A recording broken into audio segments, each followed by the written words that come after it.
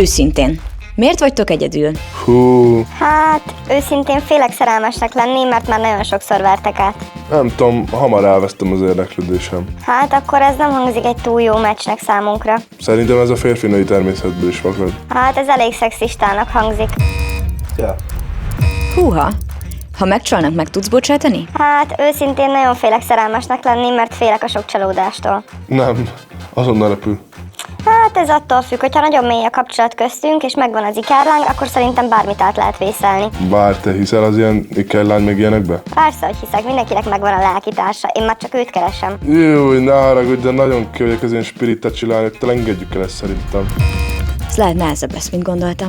Új partner. Szabad egyszerre több embert szeretni? Nem szabad, de ettől még előfordul, sajnos velem is fordult már elő ilyen. De jó nyílt lapokkal játszani. Ez durván őszinte egy elsőre, ezt értékelem. Szerintem ez így mindenkivel előfordul véletlenül. Velem is fordult már elő, de szerintem fontosabb egy párkapcsolat egy kószarománcnál. Fú, korrekt. Van olyan, hogy túl őszinte valaki? Nem, én imádom, szerintem tök jó, ha el tudjátok engedni magatokat egymás előtt, és tudtok igazán önmagatok lenni a másik előtt. Mélységesen egyetértek, és szerintem szexi is. Hű, de hevesen közeleg az a 80-as meccs. Kövess be, ha nem akarsz lemaradni, mi lesz ebből.